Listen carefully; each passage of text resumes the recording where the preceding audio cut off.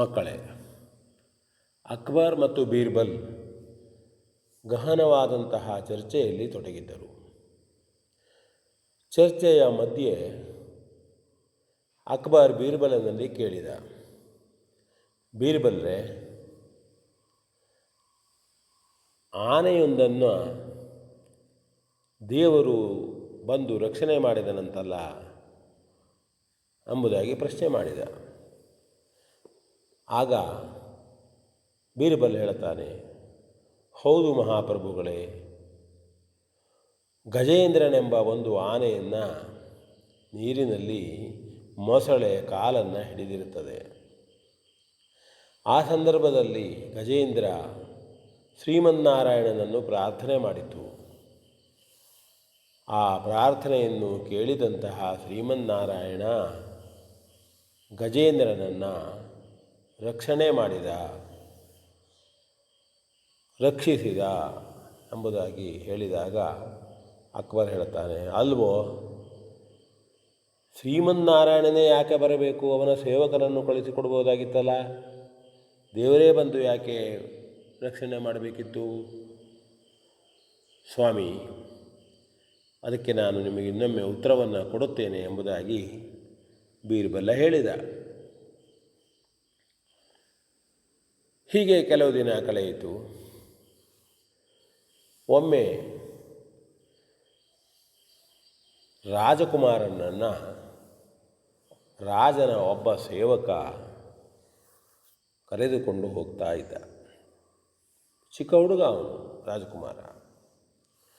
ಇದೇ ಸಂದರ್ಭವನ್ನು ನೋಡಿದಂತಹ ಬೀರ್ಬಲ್ಲ ಆ ಸೇವಕನನ್ನು ಮನವೊಲಿಸಿದ, ಅವನಿಗೆ ಕೆಲವು ವಿಷಯಗಳನ್ನು ಹೇಳಿದ. ನಂತರ ಒಂದು ಕೃತ್ರಿಮವಾದಂತಹ ಮಗುವನ್ನು ರಚಿಸಿಕೊಂಡು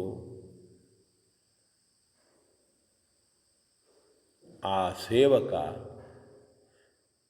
ಸಮೀಪದಲ್ಲಿದ್ದಂತಹ ಮೈದಾನದ ಹತ್ತಿರದ ಕೊಳದಲ್ಲಿ ಅದನ್ನು ಬೀಸಾಡಿ ಬಿಡ್ತಾನೆ.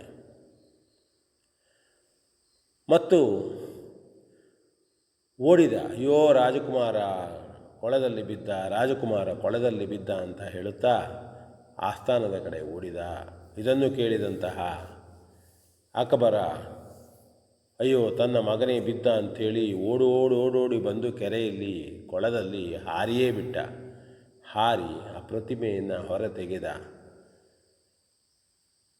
ಅಷ್ಟರಲ್ಲಿ ಆ ಕೊಳದ ದಂಡೆಯ ಮೇಲೆ ಬೀರ್ಬಲ್ ಹೋಗಿ ನಿಂತಿದ್ದ. ಸ್ವಾಮಿ, ಇದೇನಿದು? ತಮ್ಮ ಮಗುವೇ ಪ್ರಾಣ ಕಳೆದುಕೊಂಡಿದೆ, ಮಗ ಸತ್ತು ಹೋಗಿದ್ದಾನೆ ಎನ್ನುವುದರ ಚಿಂತೆಯಲ್ಲಿ ಓಡೋಡಿ ಬಂದು ನೀವೇ ಹಾರಿಬಿಟ್ರಲ್ಲ, ಸೇವಕರನ್ನು ಕಳಿಸ್ಬೋದಾಗಿತ್ತಲ್ಲ ನೀವು, ಯಾಕೆ ಸೇವಕರನ್ನು ಕಳಿಸಲಿಲ್ಲ? ಬೇಕಾದಷ್ಟು ಸೇವಕರಿದ್ದರು ನಿಮಗೆ. ಆಗ ಇದೆಲ್ಲ ಬೀರ್ಬಲನ ಕೆಲಸ ಎಂಬುದಾಗಿ ಅಕ್ಬರನಿಗೆ ತಿಳಿಯುತ್ತದೆ ಮತ್ತು ಅಕ್ಬರನ ವ್ಯಂಗ್ಯವೂ ಗೊತ್ತಾಯಿತು. ಅವನು, ಮಹಾಸ್ವಾಮಿ, ನೀವು ನಿಮ್ಮ ಮಗನನ್ನು ಪ್ರೀತಿಸಿದ ಹಾಗೆಯೇ ಆ ದೇವರು ತನ್ನ ಭಕ್ತರನ್ನು ಪ್ರೀತಿಸುತ್ತಾನೆ. ಆದುದರಿಂದಲೇ ಭಕ್ತರು ಕಷ್ಟದಲ್ಲಿರುವಾಗ ದೇವರೇ ಅವರನ್ನು ಪಾರು ಮಾಡಲು ಬರ್ತಾನೆ ಎಂಬುದಾಗಿ ಬೀರ್ಬಲ್ ಅಕ್ಬರನಿಗೆ ಹೇಳಿದ. ಆಗ